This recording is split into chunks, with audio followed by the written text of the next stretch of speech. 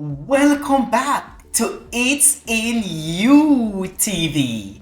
My name is Jermaine Haynes and I am your host for today.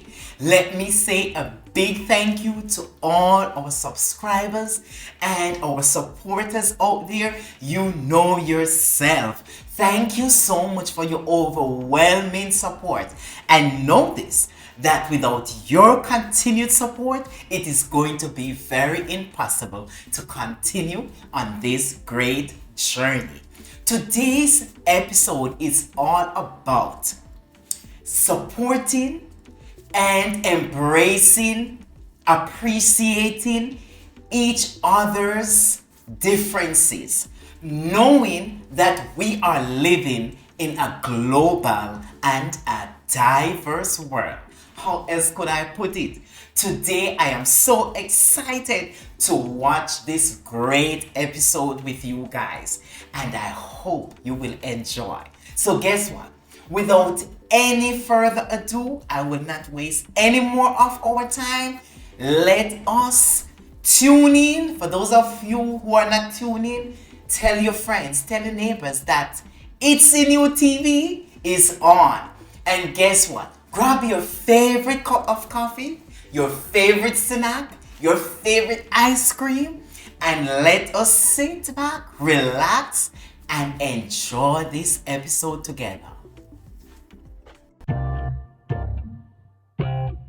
My husband has this habit. He leaves his coffee cup right on the edge of the kitchen counter, right where a stray elbow could send it crashing to the floor. It's a small thing, but it drives me crazy. For years, I chided him. Please, just move it to the sink, I'd plead. It seemed like such a simple request. He'd nod, and for a day or two, the cup would find its way to the sink. But soon, it would be back, perched precariously on the edge, mocking my attempts at order. It felt like a never-ending battle. One day, it dawned on me. This wasn't about the cup. It was about something deeper. It was about control, about trying to fit a square peg into a round hole. I was trying to change him. My husband isn't messy. He's just not as particular as I am. That's okay. We have different ways of doing things. So I decided to let it go. I chose to focus on what really matters. The cup still sits on the edge sometimes, but I've learned to smile and gently move it when I see it. It's a small compromise. More importantly, I've learned to appreciate him for who he is, coffee cup quirks and all. Our love is stronger for it. We all have that friend, family member, or colleague we wish we could tweak just a bit. Maybe they have a habit that gets on our nerves. Maybe they're chronically late, or perhaps they have a habit of interrupting.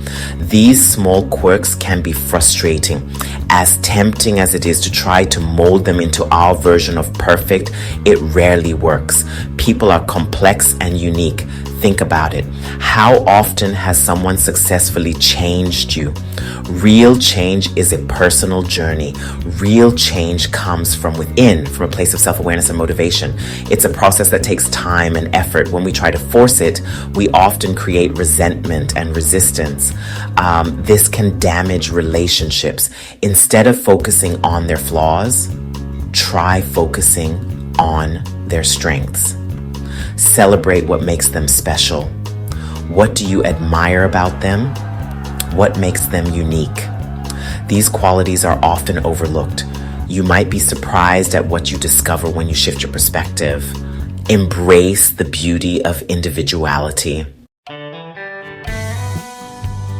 Imagine a world where everyone was exactly the same. We'd all wear the same clothes, eat the same food, and think the same thoughts. Boring. Diversity is what makes life interesting. It's what allows us to learn and grow from each other. When we embrace differences, we open ourselves up to a world of new experiences and perspectives. The next time you encounter someone different from you, be curious. Ask questions. Listen with an open mind and heart. You might just find that your differences are what make your connection so special. Section 4. Open your heart to diversity. Embracing diversity isn't just about tolerating differences, it's about celebrating them. It's about recognizing the beauty in our unique experiences and perspectives. It's about creating a world where everyone feels seen, heard, and valued for who they are. A world where our differences make us stronger. Start by examining your own biases. Reflect on your thoughts and actions. We all have them, often unconscious ones. Acknowledging them is the first step towards change. Once you're aware of them, you can start to challenge them. Question your assumptions and seek to understand others. Make an effort to connect with people from different backgrounds and cultures. Volunteer in your community. Travel to new places. Engage in conversations. The more you expose yourself to different ways of life, the more accepting and understanding you'll become.